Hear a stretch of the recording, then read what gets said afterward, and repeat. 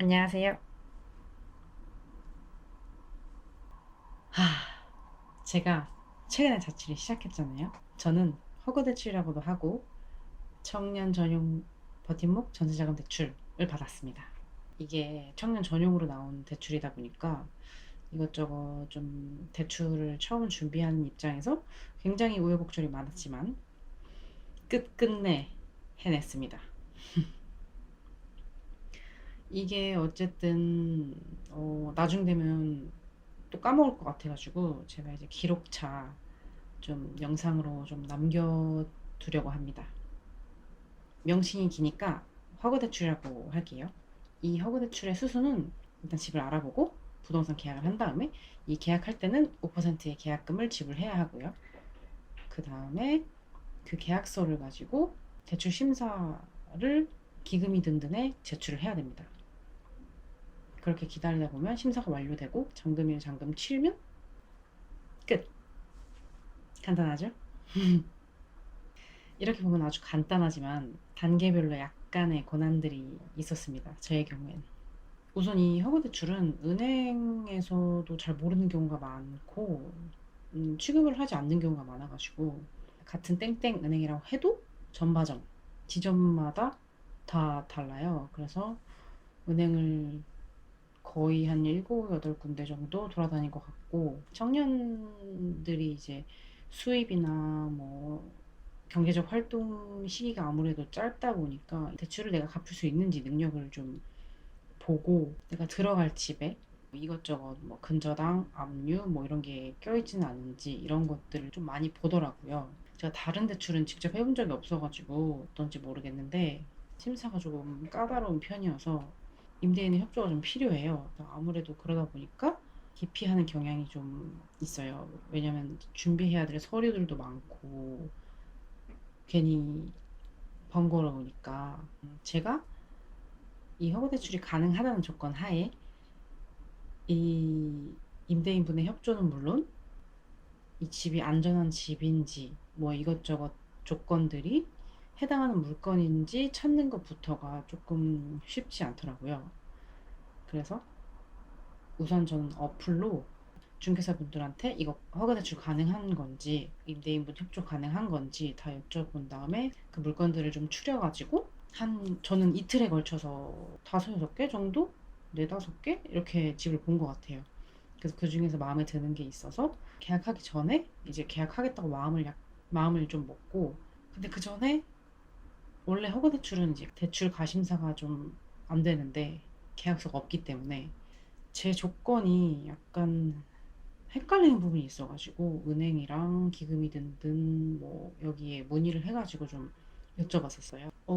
제가 지금도 그때랑 대출 받았을 당시랑 차이는 없지만 근무한 지 1년이 안 된 프리랜서 직장인이고 아무래도 이렇다 보니까 4대 보험을 들지 않아서 게다가 1년이 되지 않아서 수입이 좀 확인이 불가한 부분이 있었고 그리고 1년이 안 된 개인 사업자 이것도 마찬가지로 올해 났던 매출, 매입 이런 것들을 다음 해 5월에 종합소득세 신고를 하는데 제가 1년이 안 돼가지고 그 종합소득세 신고한 게 조회가 안 돼서 이것도 수입이 제가 없는 걸로 됐었고 이게 제일 어려웠는데 제가 첫 직장 다닐 때 주택자금 대출을 받아가지고 오피스텔을 하나 매매를 한 게 있었어요.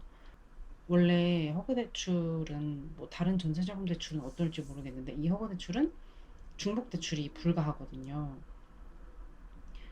그래서 이게 약간 헷갈렸는데 근데 오피스텔은 주택 수에 포함되지 않기 때문에 결국에는 이거는 상관이 없다. 그래서 대출이 가능하다라는 답변을 확인을 받아가지고 이제 계약서 바로 쓰고 그 다음에 기금이 든든 사이트에 제 대출 심사 넣고 기다렸죠.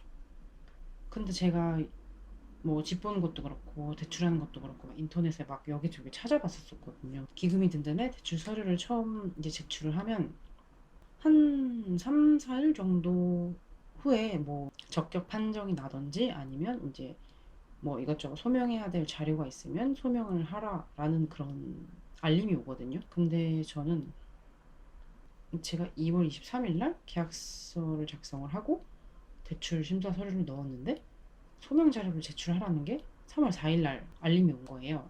근데 이때 당시 그 사이트에 신생아 관련 대출이 막 그런 걸 할 때였었나 봐요. 그래서 사이트에도 좀 지연된다 이런 알림이 있었는데, 그래서 저는 한 10 며칠이 좀 걸렸고, 여기서부터 약간 좀 꼬였는데, 이 허가 대출 진행할 때 잔금일에 한 달 전에 이 서류를 발급을 받아가지고 심사를 넣어야 되거든요. 그래서 그렇게 했는데 이 첫 번째 단계부터 그렇게 10 며칠이 소요되다 보니까 잔금일까지가 며칠 안 남은 거예요. 이제 은행에 가서 대출 약정서랑 작성하고 대출 서류 작성하고 해야 되는데, 은행에서 전화가 온 거예요. 잔금일까지 며칠 안 남아가지고 이건 불가할 것 같다 이렇게 말씀을 해주셔가지고, 계약서도 이미 작성하고 그때 여쭤봤을 때 된다고 해가지고 진행한 건데, 좀 더 잔금일을 미룬다면 혹시 가능한 날짜가 있을지 여쭤봤고 날짜를 받았는데, 저 혼자만 결정할 수 있는 문제가 아니잖아요. 임대인분, 중개사분, 그리고 원래 거주해 계시던 전 세입자분 이렇게 해가지고 제가 이러이러해서 대출이 이때 안 나올 것 같은데 혹시 이 날짜로 미뤄서도 가능한지 여쭤봤고, 정말 다행히도 다들 가능하다고 해주셔가지고 날짜를 3월 19일에서 3월 28일로 미뤄서 계약서를 다시 작성하고, 이제 그걸로 은행에 가서 대출 서류를 작성을 했죠. 그리고 이제 심사를 하루하루 기다리면서 끝까지 은행에서도 100% 확률로 대출이 나온다고는 말씀을 안 해주셔가지고 약간 하루하루 대출이 나올지 안 나올지 조금 쫄렸습니다. 근데 다행히 이제 잔금일날 대출이 실행이 돼가지고 그때 대출 실행하고 나머지 잔금 드리고 해가지고 무사히 이사를 할 수 있었어요.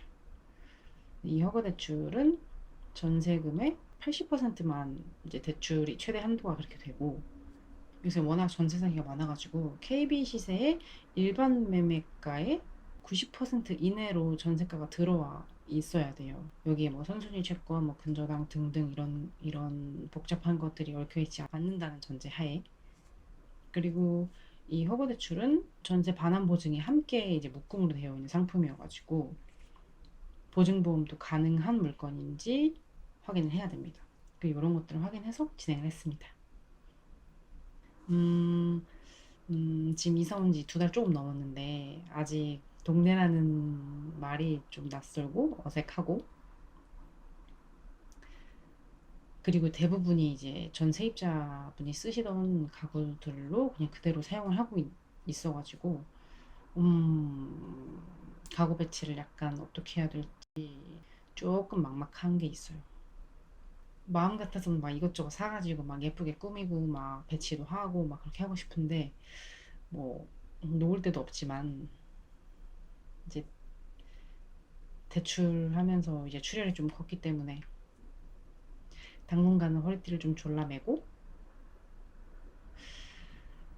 차근차근 살면서 좀 채워나가고 버릴 건 버리고 이렇게 해야 될 것 같아요.